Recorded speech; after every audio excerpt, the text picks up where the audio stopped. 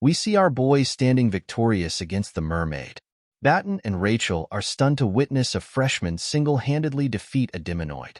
Shortly after, Kong, injured from the battle, collapses to the ground. Seeing this, Rachel rushes over to check on him. Meanwhile, Batten feels a sense of relief knowing that Leon is unharmed. At that moment, Batten senses movement near the entrance of the cave. Initially, he worries that the mermen who had fled earlier might have returned, but he is relieved to see that it's Abel and her team. Abel and her team are shocked to find a mermaid's remains in the cave and begin to wonder what transpired there. Abel grows visibly frustrated upon seeing Rachel embracing Kong, questioning why Rachel is so close to him. Her gaze shifts to Leon, and she thinks to herself how the team looks as though they've been to the brink of death, yet the leader appears unscathed. Abel reflects on Leon's seemingly absurd luck. She informs Leon that she has contacted the academy and that instructors are expected to arrive within an hour. Finally, Abel demands an explanation for what happened in the cave. Batten replies that the so-called idiot instructors who explored this island earlier must have overlooked something, which he finds laughable. Abel acknowledges his frustration and tells him she understands, but insists that Batten should now explain. Batten, in turn, asks if Abel is ordering him around.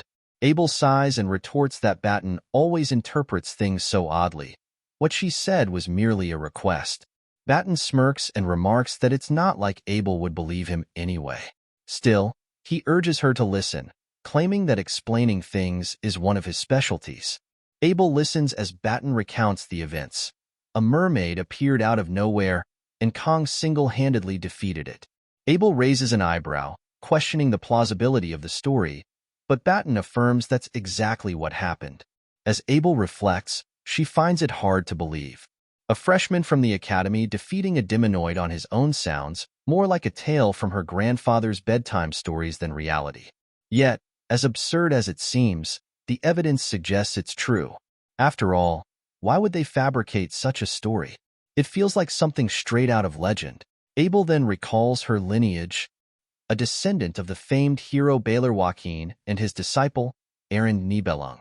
Abel's radiant roots have granted her a special class since birth, in other words, a noble bloodline. Nevertheless, Abel has worked tirelessly to ensure she isn't overshadowed by her heritage. Through her relentless effort, her talents have flourished, propelling her to where she stands today. However, when it comes to Kong Jioma, Abel can't help but find the disparity between their skills almost absurd. At first, she experienced a swirl of emotions: fear, dread, and admiration. Perhaps, Abel thinks, she has been just an ordinary person all along. Shaking off these thoughts, she instructs her teammate to use her healing blessing on Kong. As her teammate channels the blessing into our boy, Abel observes him. Despite being battered and on the brink of death, Kong, someone her own age, fought a demonoid alone and emerged victorious. The thought frustrates her deeply.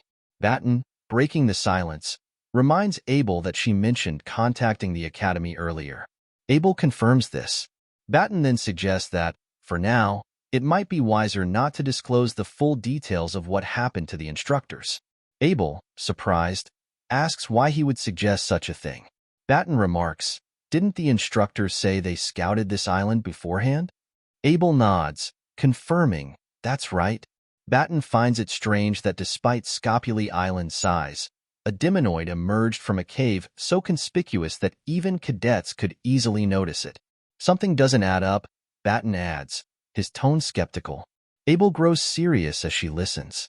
Batten continues, "It's just a guess, but..." At that moment, Leon, wearing a grave expression, interjects, "Are you suggesting there's someone from the demon faction within the academy?" Batten quickly clarifies, "That's not exactly what I'm saying, but I can't completely rule out the possibility." Abel reflects on the situation. It's undeniable that the cave is far too noticeable for cadets to have missed, just as Batten pointed out.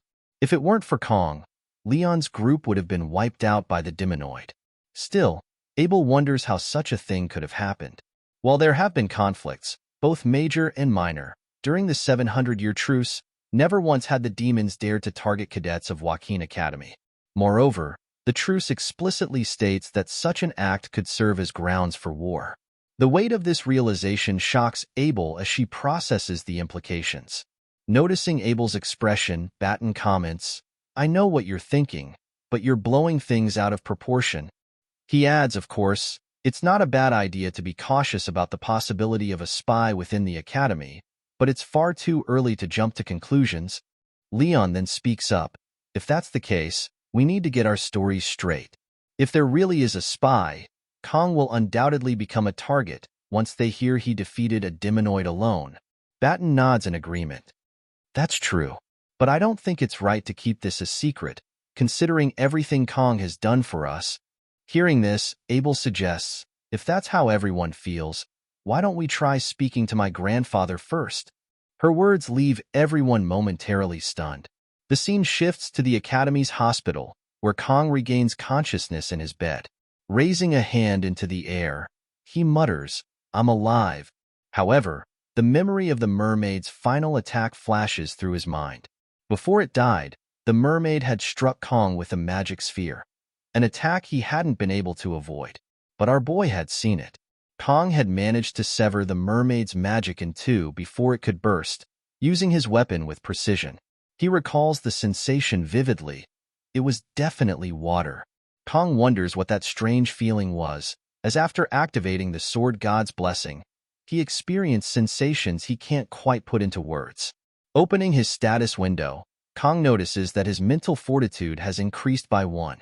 Reflecting on the battle, he realizes he didn't feel fear when facing the mermaid and assumes it must be due to this improvement. Additionally, Kang's assimilation rate has also increased. The status window indicates that the next unlock condition will be met once his assimilation rate reaches 15%. Kong ponders whether this skill unlocked when he sliced through the mermaid's magic. At that moment, Media bursts into the room and hugs Kong tightly. She exclaims how worried she had been, swearing that she'll hold every single instructor who explored that area accountable. Kong, struggling to breathe, gently protests, "Media, please don't hug me so tightly." Media quickly apologizes, explaining that she's just relieved to see him awake. As Media rummages through her bag, Kong notices it and wonders, is that a dimensional pocket? Media then pulls out Kang's reward for the midterm exams, the legendary Murasame.